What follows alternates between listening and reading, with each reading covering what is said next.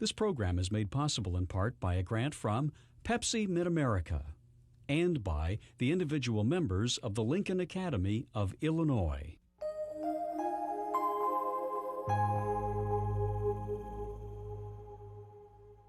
From Shryock Auditorium on the campus of Southern Illinois University, Carbondale, the Lincoln Academy of Illinois presents the 2008 Convocation and Investiture of Laureates. A historian whose scholarship has helped define 19th century American history. A coal mining executive who is helping to breathe new life into his hometown. A judge respected for his reputation for fairness and civility in the courtroom. A pioneering aviator with a lifelong commitment to improving education. A university leader known for his creative and forward-looking approach to administration. A computer industry leader who has turned his strategic vision to philanthropy. Since its first convocation and investiture of laureates in 1965, the Lincoln Academy of Illinois has recognized more than 200 people who have brought honor to their state in the spirit of that most famous Illinoisan, Abraham Lincoln. As laureates of the Lincoln Academy, each person represents a lifetime commitment to leadership and service to humanity. Those who receive the Lincoln Academy's award, the Order of Lincoln, are always those who have done something extra on behalf of their community.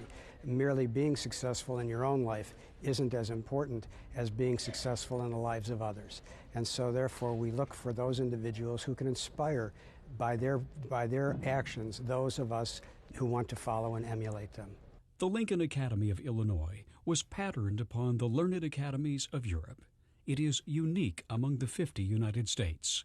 Members of the nonpartisan, not-for-profit academy are appointed by the governor, who also serves as its president. Each fall, the academy meets to select the laureates who are to receive the Order of Lincoln medallion the following spring. The state's highest honor for individual achievement, its colors of red, violet, and green symbolize the state bird, the cardinal, the state flower, the violet, and the leaves of the state tree, the oak. In addition to its laureates, the Lincoln Academy of Illinois also recognizes future leaders by honoring the outstanding senior students at each of Illinois' four-year degree-granting institutions in ceremonies held each fall at the old Illinois State Capitol. We regret that the president of the Academy is unable to attend this convocation. With us in his stead is Tammy Duckworth, Director of the Illinois Department of Veterans Affairs. Now for the key part of the convocation, the traditional ceremony where we recognize the work of distinguished Illinoisans, citizens by birth or residence. I now ask that Mrs. Paul Simon, a General Trustee of the Academy, read the citation for Laureate David Herbert Donald. Trustee Simon. Born and raised in rural Mississippi, David Herbert Donald is one of America's foremost historians. Twice honored with the Pulitzer Prize, he has written books and articles that for decades have helped define the study of Abraham Lincoln and his times. Professor Donald earned his Ph.D. from the University of Illinois in 1946 after teaching at Columbia, Smith, Princeton, Oxford, and Johns Hopkins. Professor Donald joined the Harvard faculty in 1973, where he remained until retiring in 1991. As the Charles Warren Professor of American History and Civilization at Harvard, he trained many of today's leading historians who gratefully remember him as a generous but demanding mentor. Intellectually adventurous, Professor Donald has experimented by applying insights from such diverse disciplines as sociology and psychology to the study of history, but he considers himself primarily a storyteller. Ladies and gentlemen, it is my pleasure and privilege to present to you, as a laureate of the Lincoln Academy of Illinois, David Herbert Donald.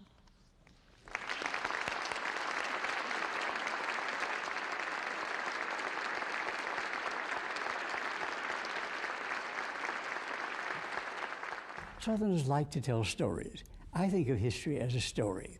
And I loved to talk to students, many of whom had always thought of history as dates, treaties, battles. And I want to tell them stories about what was happening and how people felt and how they thought. Professor David Herbert Donald's career as one of the nation's foremost historians began in graduate school at the University of Illinois, where he studied under the noted Lincoln scholar James G. Randall. I sat at Professor Randall's side day after day after day as he was working, brought him books from the library, looked up things for him, and a good deal of the time simply sat at the typewriter and typed as he dictated.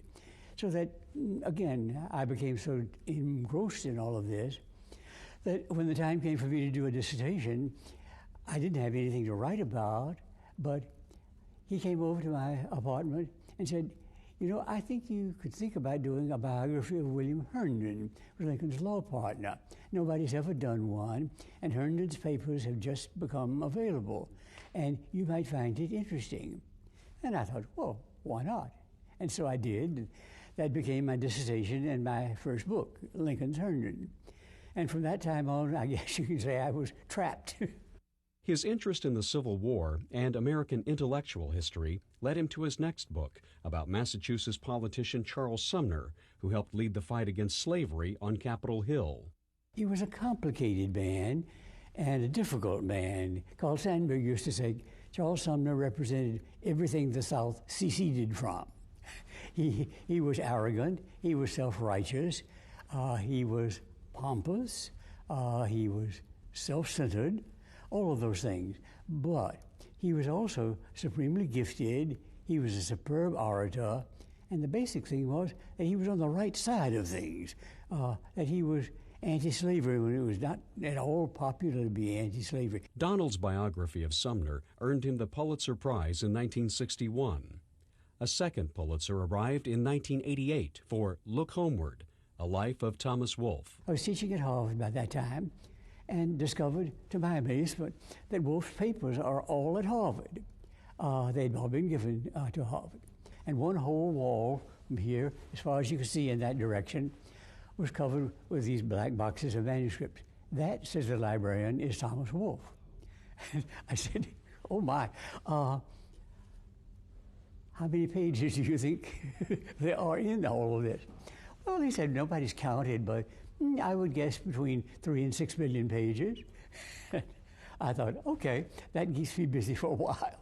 And so I started working on Thomas Wolfe. His popular Lincoln, published in 1995, is considered by many to be the best single-volume biography of the 16th president to date. I decided that I would do all of Lincoln. I would not try to do Lincoln and Lincoln in and so forth and so on. Just everything that I could find about Lincoln, I was going to do the whole story. And a second, that I was not going to do a kind of biographical study of me and Lincoln. I tried to keep myself out of this. It's a story that Lincoln is told in his own words with minimal kind of commentary on my part. I tried not to say, oh, and wasn't that clever, or wasn't that a stupid thing to do, but let the reader do this himself. And so it turned out to be that kind of book. In a curious sense, it's an objective book, that it lets the leading figure tell his own story. And it seems to have worked very well. Lincoln's experience as a lawyer taught him to get to the point in simple declarative sentences. But Donald says the president's love of the classics permeated many of his speeches and writings. I think over the years I came increasingly to admire his literary perfection. It would have been so easy to slap together some messages, to write hasty notes, or not to write at all. And he was so careful in what he said. He realized that people were going to look at them very closely and understand that these were literary productions as well as communications. And so this, to me, is one of the major secrets of Lincoln's greatness. Professor Donald says another key to Lincoln's reputation is his sense of timing on issues like the Emancipation. He had firm ideas, but he knew the limits of what could be done. And so, in effect, he had these ideas lay in waiting until the times moved toward him. And in that sense, that letter of Lincoln's, I think, is an important letter, where he late in life said, I do not claim to have shaped events, but events have controlled me. And that's what he meant. The times moved and came around to his position. David Herbert Donald retired from Harvard in 1991. He says for him, teaching is an act of inspiration for both the student and the teacher. Every now and then when I publish something or get some kind of public attention, I am just so delighted that I'll get letters all the way back from students who were in my class in 1948, I'll have you believe, all the way up saying, oh, you used to say things like that when you were in your class, teaching your class at Smith, or when I was in your class, and so forth and so on. And it really warms your heart. This is an unusual award for me in that I was not born in Illinois, and most of my life have not lived in Illinois. But some of my formative years were spent here at the University of Illinois, that great university, with the greatest Lincoln scholar who's ever lived, James G. Randall. And to him and to the university, which carried me and gave me my education in graduate school, I owe an immense debt of gratitude. It's going to be very hard for me to live up to that. Thank you so very much. Born and raised in Pinckneyville, Illinois, Earl F. Englehart has enjoyed a stellar career as a coal company executive, and he is now chairman of the Federal Reserve Bank of St. Louis. But his hometown has remained close to his heart, and he is now leading the way to a revitalized Pinckneyville. Mr. Englehart's work ethic and energy guided him to the top of the largest coal company in the world. As Peabody Energy's CEO and chairman of the board, Mr. Englehart transformed the company into a global industry leader. Mr. Englehart maintains close ties to Pinckneyville, his hometown. He formed the charitable Future of Pinckneyville Foundation to support local education, recreation, and commerce. As a leader in the city's strategic planning process, Pinckneyville Partnership, Mr. Englehart is helping to develop a vision of a more prosperous future for this Southern Illinois city. Distinguished guests, ladies and gentlemen, it is my privilege to present to you as a laureate of the Lincoln Academy of Illinois, Mr. Earl F. Englehart.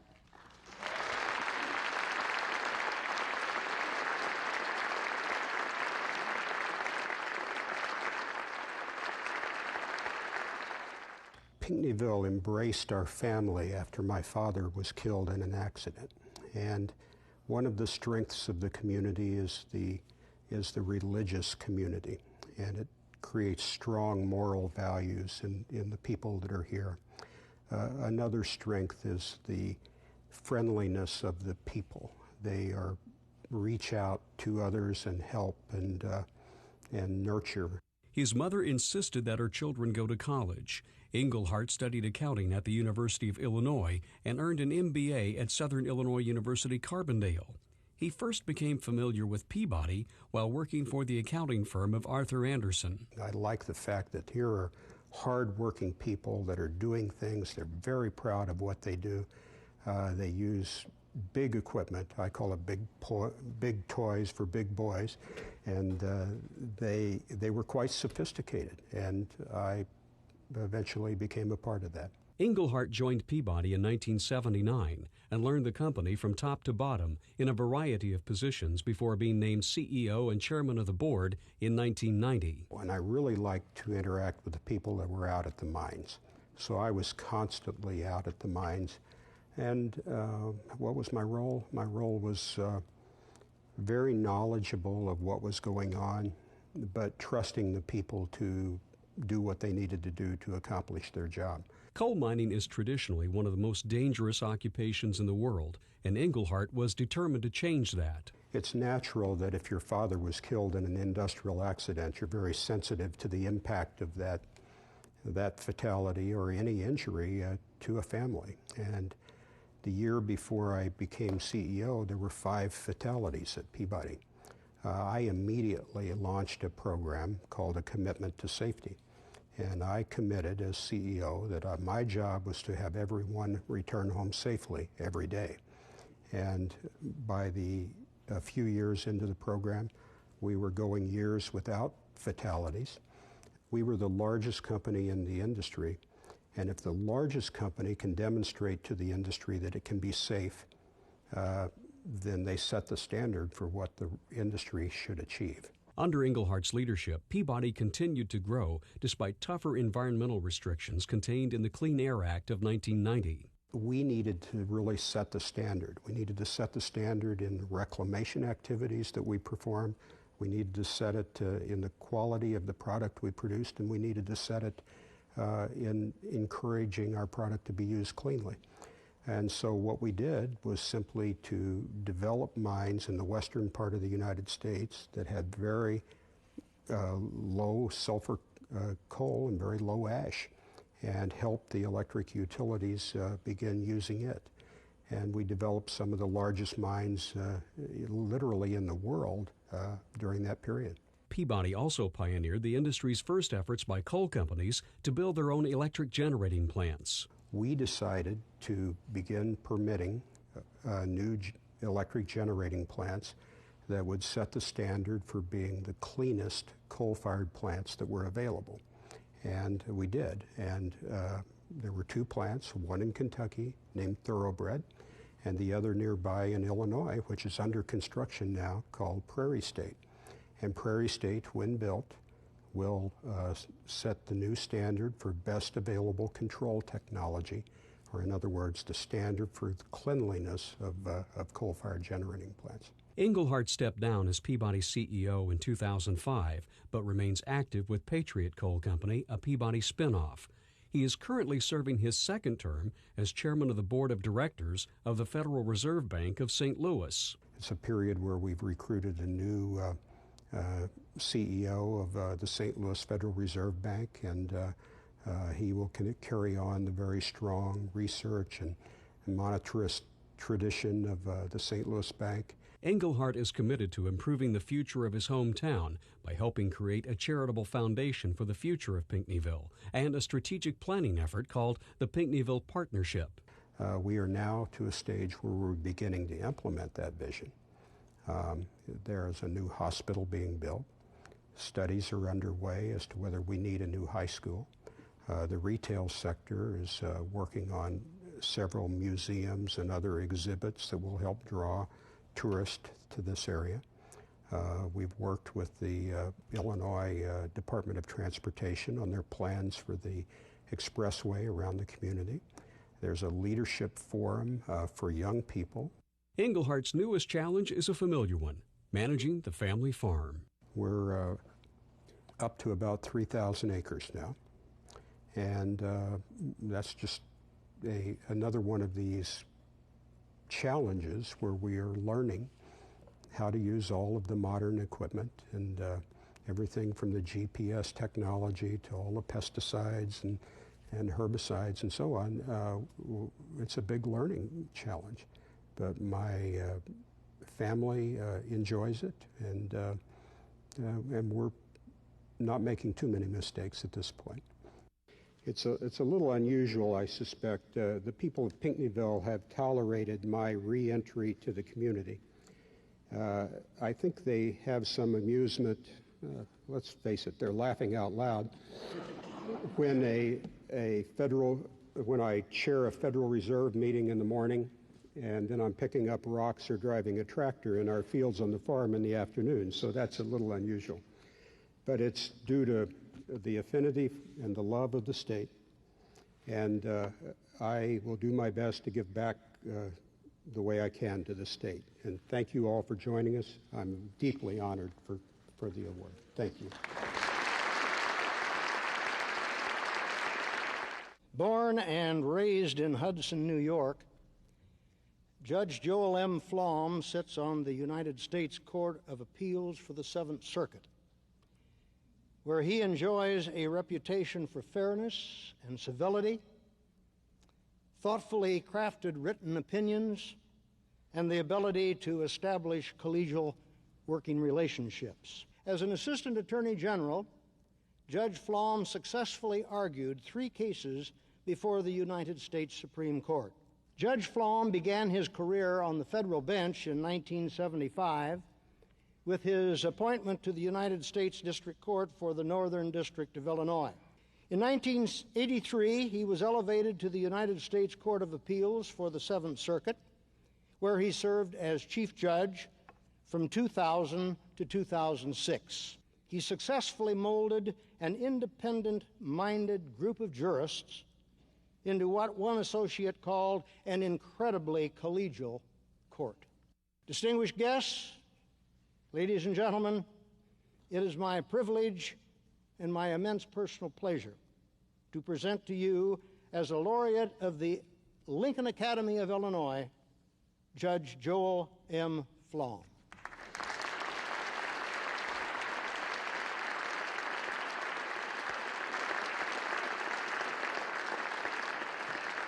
This is Chuck Percy, the senator from Illinois, who recommended me for the post, and this is the hearing. As you could see, 25 years ago, I was possessed of a little more hair and a little less gray. Judge Joel Flom believes working behind the counter of the family grocery store as a kid made him a good student of human nature, something that proved invaluable in over 3 decades on the federal bench. It was a great experience. I went to work early, but I got to meet people. I was behind the counter when I was still in my single digits as a kid, and it's growing up in a small town is a unique experience, I think, for somebody who is going to later in life interact with the public. Even as a child, he knew that he wanted to become an attorney. I recall reading in what was then the Weekly Reader. It was a paper that came to grade schools, and it spoke about the high percentage of lawyers who were in the national and state legislatures. And at that time, it might have been 50% or more.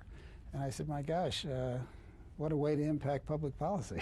Flom earned his Juris Doctorate and Master of Laws degree at Northwestern University, where his interest in criminal law deepened.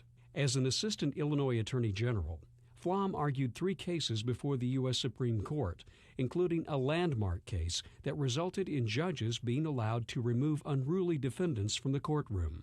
And they took the case in a unanimous ruling, which I believe one commentator said it was the first unanimous ruling since World War II for the prosecution.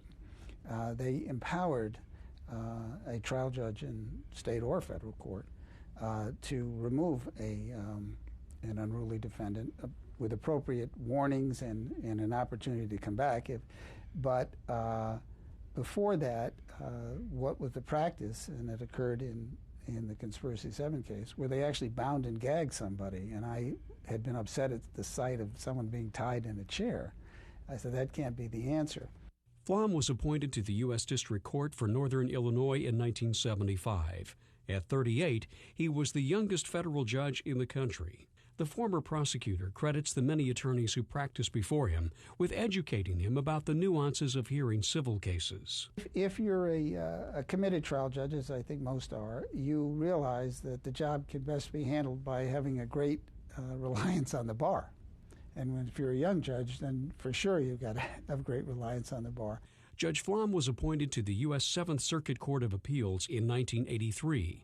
The court handles federal appeals cases for Illinois, Wisconsin, and Indiana. The appellate responsibility is to be a filter that makes you comfortable that the vast bulk of justice that's dispensed at the trial level has been done well. And in this country, since the majority of cases are affirmed on appeal, it's there to give you assurance that the process it does get at least a scrubbing by a panel of at least 3 or more judges. Despite a busy schedule, Judge Flom volunteered to serve in the U.S. Naval Reserve as an officer in the Judge Advocate General's Corps. In 2000, he became Chief Judge of the Seventh Circuit. His personal judicial philosophy reflects a genuine concern for the people behind the cases he considers. I tell my law clerks that I want our focus to be on the person who lost the litigation. not the person who won. The person who won may be interested in how you came about the process, but they're generally just pleased that they're successful in litigation. To me, it's very important that the person who lost come away as best they can, both the lawyer and the litigant, with the sense that their issues were addressed.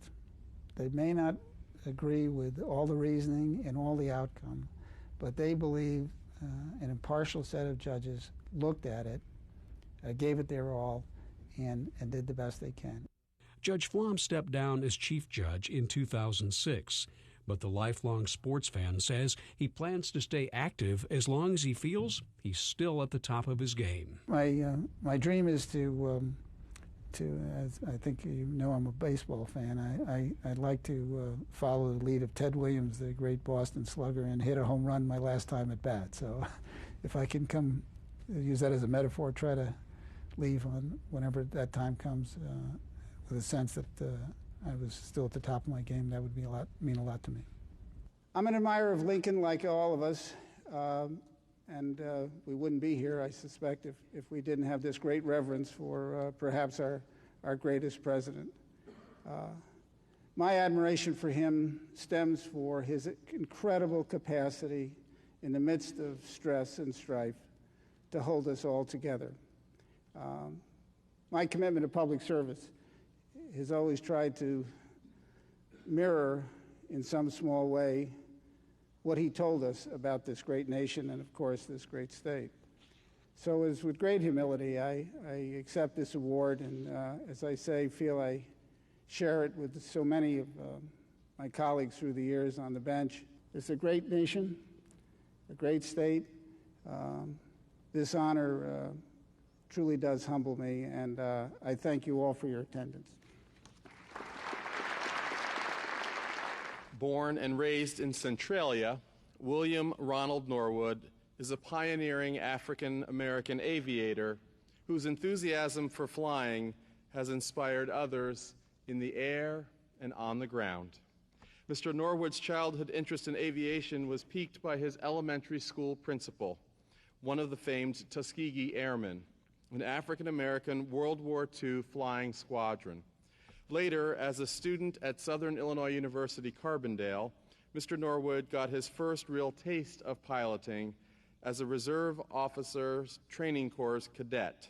In 1966, Mr. Norwood joined United Airlines, the world's largest commercial airline. He was the company's first African-American pilot and the first to rise to captain.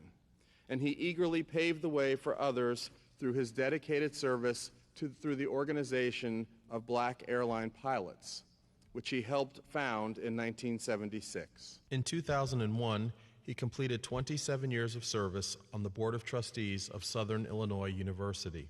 With his wife, Molly, Mr. Norwood established 2 scholarships at the university, as well as an endowment for the Paul Simon Public Policy Institute. Distinguished guests, ladies and gentlemen, it is my privilege to present to you, as a laureate of the Lincoln Academy of Illinois, William Ronald Norwood.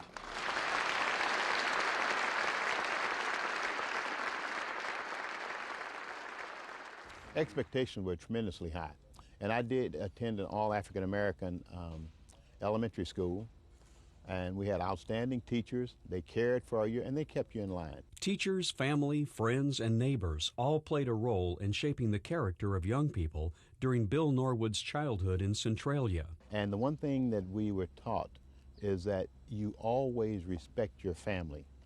And now you might act up at home, but when you got out, you represented the family, and you didn't embarrass the family. And they always expected for us to do our best at all times, and to be honest. Have integrity and respect elders. Norwood attended SIU Carbondale on a football scholarship and became the school's first African-American quarterback. A chemistry major, Norwood took flying lessons with the Air Force ROTC program. He made his first solo flight after only 5.5 hours of lessons from a tough old flight instructor named Glenn T. Sheets. We were shooting landings on a typical day like today out on 2-4. And so Glenn got out of the airplane, We got to the end of 2-4, and Glenn got out of the airplane and said, "Will you take this thing by yourself before you kill me?" Norwood joined the Air Force after college and flew the giant B-52 bomber during the height of the Cold War. It was excellent experience for his dream job of flying for the airlines. Encouraged by passage of the Civil Rights Act of 1964, he applied for pilot training at United Airlines. Since I was going to be the first African American with United, they wanted to make sure I was acceptable socially. And they never said that.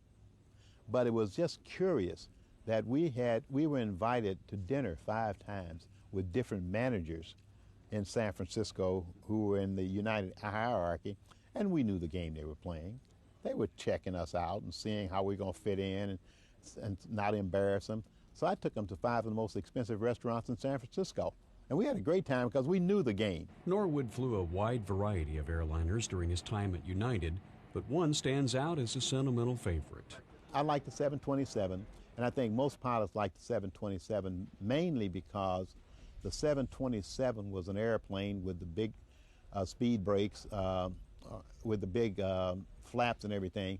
You could get out of a situation easily when you back yourself into a corner. Norwood and his wife Molly became active in civil rights issues in the Chicago suburbs during the 1960s. Well, number one, we moved to Elk Grove Village. We were about the 5th African-American family, and we had gone through a lot of things being rejected in housing throughout the Chicago area. And so we started working with Martin Luther King group to facilitate getting housing and jobs in the community, and this worked well.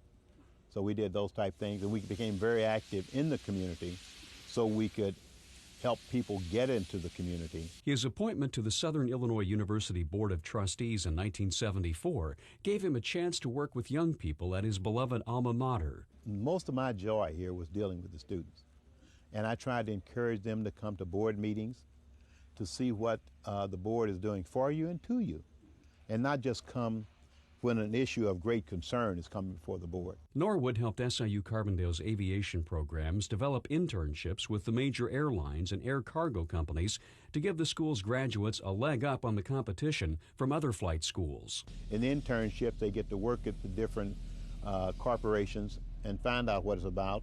They look at the corporations also look at them. He flew his last flight as an airline captain in 1996 as his air traffic controller's son cleared him for final approach at Chicago's O'Hare International Airport. And I asked him about 200 feet. I said, "Are you guys in the tower grading this landing?" And they said, "Every last one of us are." And it was a grease job. Today, Norwood continues working with young people through a program he helped organize through the Organization of Black Airline Pilots. When we brought the program to Southern Illinois, particularly, is to get youngsters who had not been in a technical field to show that they could be successful and didn't have to fear new technology, and they could succeed. And it worked well. And the big thing we strive to do down here was to have it gender diversified and also ethnic diversified. Bill Norwood's pioneering career at United was immortalized when his name was painted on the 727 airliner that draws thousands of visitors each year at Chicago's Museum of Science and Industry. It's a powerful symbol of a man who dedicated his life to serving as a role model to generations of young people. All of us have been given a lot of assistance by people known and unknown, so we have an obligation to give back. We share a space on this earth. We should make it a better place and give back to people who need the assistance. We all need mentors, positive role models regardless of our ethnicity or our station in life.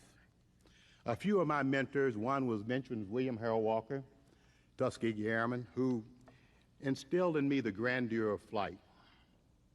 Upon coming to Southern Illinois University at Carbondale, President Delight Morris led an institution that demonstrated how an open, inclusive, opportunistic community could be. Athletic Director Don Boydston and backfield coach Carmen Picone were very instrumental in my quarterbacking success. This continued to open my eyes that all of the world was not unfair.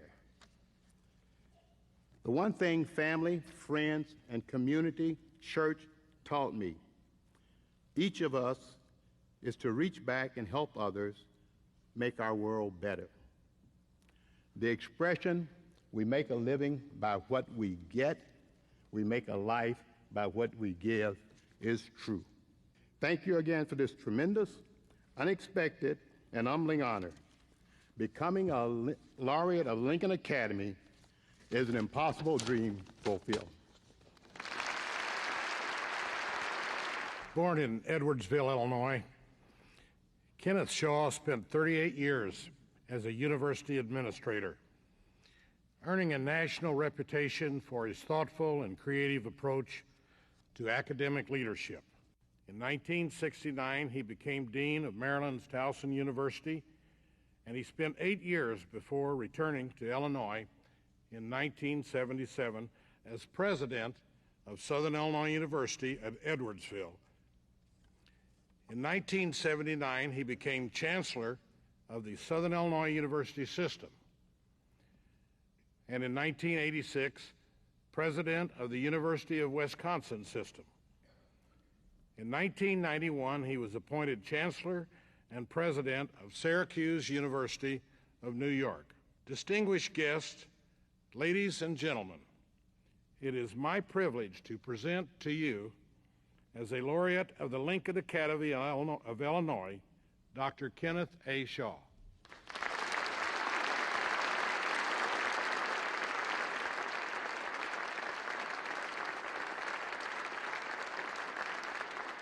A standout basketball player in high school, Kenneth "Buzz" Shaw got an early taste of higher education administration as a college student. I was an athlete, so in those days at Illinois State you didn't get a full ride, and I had a nice job working in the Dean of Men's office. I stayed in that job for 4 years, and I ended up being the office manager.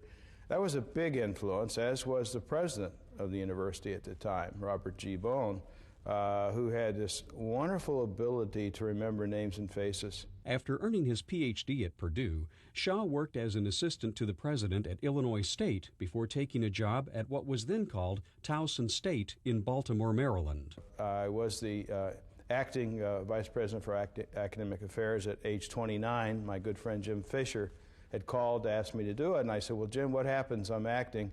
And what's going to happen after? He says, I don't know what's going to happen after that. He said, but, I'll find something for you. And so it jump-started my career about 15 years, because by age 30, I had competed for and I achieved the permanent job. At 37, Shaw returned to his hometown as president of Southern Illinois University, Edwardsville.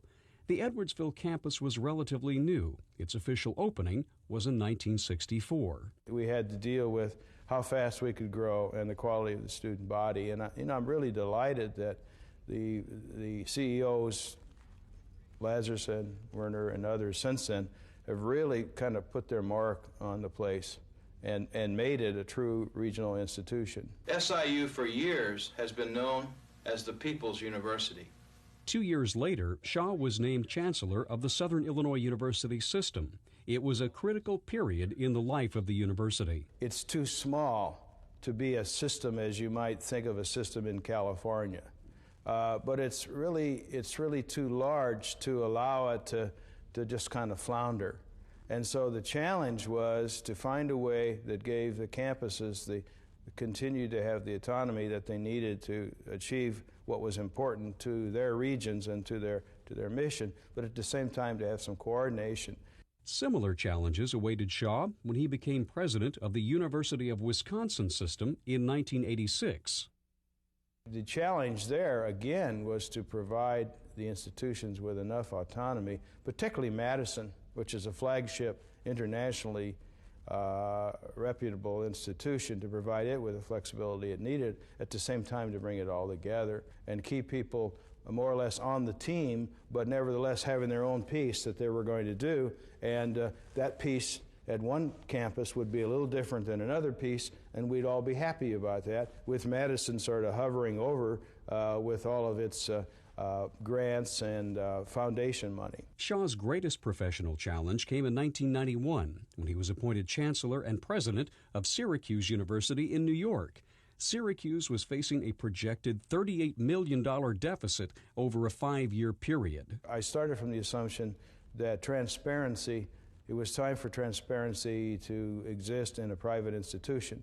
And so we had, everything was open. And there were people that thought that the endowment had so much money that this wasn't a problem. There were people that thought we were going broke. And neither was true. Shaw saw the crisis as an opportunity to transform Syracuse into a student-centered research university with a set of common values and a core curriculum. Let's be sure we're focusing on where our money comes from. If you count the auxiliaries plus tuition, it's about 80% undergraduate tuition. And it's not that we are not a major research institution, but let's be sure we know who we are. And so that was the backdrop to dealing with the issue. And we developed a 3-year plan within 6 months that started this. And we spent money because the university was not poor. It was just, it had to change its ways. We spent a lot of money. We spent money on institutional improvement. We spent money on faculty early retirements, and it all worked. And so it's nice to have something in your career that really worked. Dr. Shaw retired as president of Syracuse in 2004. He continues to teach courses in leadership as a university professor and has written about his approach to leadership in numerous articles and book chapters, as well as 2 books, The Successful President and The Intentional Leader. Still much in demand for his expertise in higher education policy, he's pleased with what he's been able to accomplish thus far. I try to keep score, and so I look at SIU in my time here at Edwardsville. I think the very fact that they're sticking to their mission. I think for the overall system that I was able to bring some rationality to the way it was governed, giving the campus its freedom. At Wisconsin, it was attempting to deal with the fact that it's an underfunded situation and trying to deal with what I was referred to as the Shaw Triangle, tuition, enrollment, and aid. Institution or aid from the state, and trying to balance those off, trying to leave that message and trying to be stronger with government. And at Syracuse, of course, it was the student-centered research university as the way of pushing for our financial reforms that we had to make. Putting it all together, I guess the thing that makes me happiest is that people in Southern Illinois would recognize that I must have done something right, and at Wisconsin and at Syracuse, and we have lots of very good friends. I leave you with this. It's clear that effective leaders know themselves. It's clear that they're trusted and trustworthy, and they have a strong desire to make things better.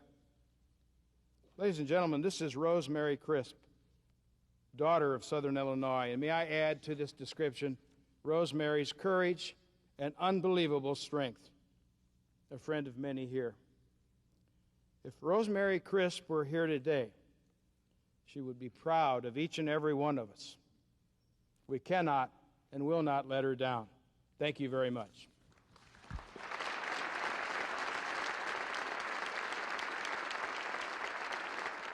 Born in Chicago and raised in Wilmette, Thomas M. Siebel is an internationally known computer software innovator and business executive who lends his leadership talent to public service and to philanthropic causes. In 1993, Mr. Siebel formed what became one of the world's leading software companies, Siebel Systems. As Chief Executive Officer, Mr. Siebel made the company a global leader in developing customer relationship management, a customer-focused business strategy that uses integrated software programs to enhance sales through superior customer service, and had a revolutionary impact on the conduct of business. Mr. Siebel has brought the same drive, innovative thinking, and talent to his public service and philanthropic work. With his wife, he established the Thomas and Stacy Siebel Foundation, which provides scholarship for students, funds Salvation Army programs for the homeless, and preserves wildlife habitat. In Montana, his second home, recognizing an epidemic, he founded the Montana Meth Project, a powerful anti-drug campaign that earned a White House commendation in 2006. Distinguished guests, ladies and gentlemen, it is my privilege to present to you as a laureate of the Lincoln Academy of Illinois, Mr. Thomas M. Siebel.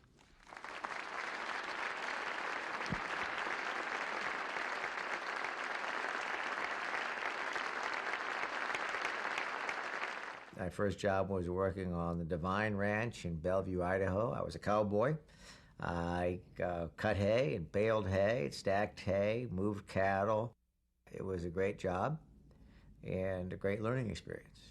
Tom Siebel's spirit of adventure and intellectual curiosity have served him well as the founder of one of the world's most successful application software companies and as a philanthropist who seeks out innovative, self-sustaining solutions to some of the world's most intractable problems. A constant theme in all of these organizations that we have been involved in founding and leading over the years is we focus upon a singular theme, a singular idea, and try to execute that idea with excellence. Siebel became fascinated by the potential business application of computers while studying for an MBA at the University of Illinois. He was deeply influenced by the work of Harvard sociologist Daniel Bell, who theorized about the emergence of a post-industrial society in which the accuracy and timeliness of information would become the most precious resource of all. The idea of the post-industrial society was a very, very exciting idea that was going to change the world. It was going to improve the quality of life. It was going to make the world a better place. It was going to fundamentally change the way that people work, the way that they communicate, the way that they live, and the way that they entertain themselves. And this was an idea that I thought I wanted to participate in. Siebel pursued an advanced degree in computer science at the University of Illinois. He focused his studies and research on the emerging field of relational database technology that involves storing and retrieving massive sets of information with the potential of dramatic cost savings. This would be serve the purpose of making these applications much more successful, and this would serve the purpose of dramatically reducing the cost of information technology. Siebel joined Oracle Corporation in 1983. His engineering background proved invaluable in becoming the company's leading salesman and later a company vice president. In 1993, he founded Siebel Systems, where he pioneered the development of customer relationship management software products known as CRM. When we began, we began in the business of building sales information systems. We expanded that concept in 1995 and 1996 to include the domains of not only sales, but marketing and customer service. After we began to realize that vision, we conceived of the name CRM, or Customer Relationship Management, and that became the name by which that category of application software came to be known. Siebel Systems became a global leader in CRM software, with more than 8,000 employees in 32 countries. 4 million users and 4,500 organizations around the world used Siebel Systems products, generating over $11 billion in revenues and tens of billions of dollars for shareholders. We were focused with a singular, laser-like, consistent focus that we would do absolutely anything it took to keep the customer satisfied, to make the customer satisfied, and to keep the customer satisfied. That's what it was about. It was about professionalism, it was about courtesy, it was about excellence, and it was about customer satisfaction. And I think that culture was one of the primary reasons for the success of the organization. After 13 years of market leadership, Siebel Systems merged with Oracle in 2006. Today, Tom Siebel chairs a diversified holding company called First Virtual Group, with interest in commercial real estate, agribusiness, global investment management, and the Thomas and Stacy Siebel Foundation. The foundation was formed in 1996 to apply Siebel's strategic vision to philanthropic causes like homelessness and poverty, educational and research programs, methamphetamine abuse prevention, and alternative energy solutions. The Foundation's Meth Project is making a national impact in the fight against methamphetamine abuse through its use of extremely graphic messages about the dangers of this highly addictive and deadly drug. The Meth Project is an opportunity to work with a group of very creative, very talented, very committed people who are achieving some very, very significant breakthroughs in reducing methamphetamine abuse. In the state of Montana, for example, teenage methamphetamine use has decreased by 50% in the last 2 years. Meth crimes are down 63%. Adult meth use is down 70%. This is the most successful prevention effort of any kind in history. And so it's a very, very exciting project. This is strategic philanthropy. The Foundation's Siebel Scholars Program provides merit-based scholarships for top students at the country's leading graduate schools of business and computer science.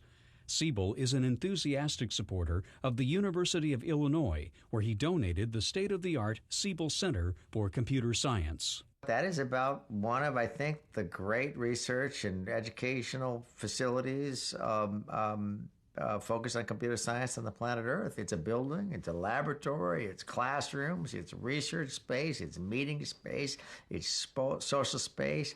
It's part of a quad. It's a great learning environment, a great teaching environment, a great social environment, and it's a great experience to be associated with it.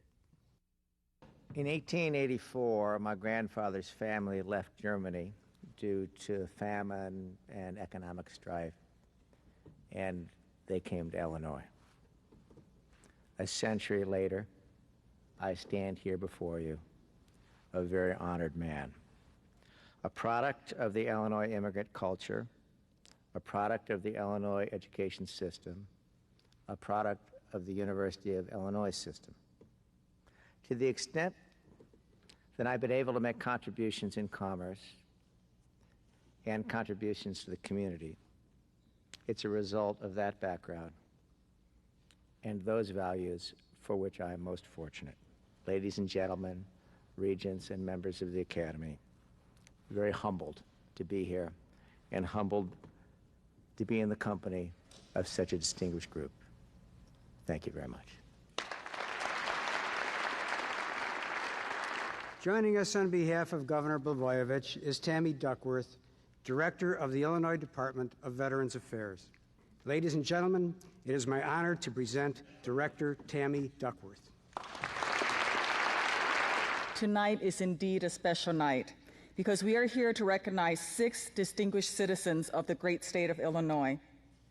Military might is but one component of our great nation's strength. Also important to us is the diversity in experiences and expertise. That is what makes America the great nation that she is. And our laureates today add to that strength, add to that role in the world as a leader amongst nations. So I want to thank you all for allowing me to be here this evening. And again, on behalf of Governor Blagojevich, congratulations to our 6 laureates. God bless our men and women who are standing in harm's way tonight. God bless the great state of Illinois. And always, God bless America. Thank you.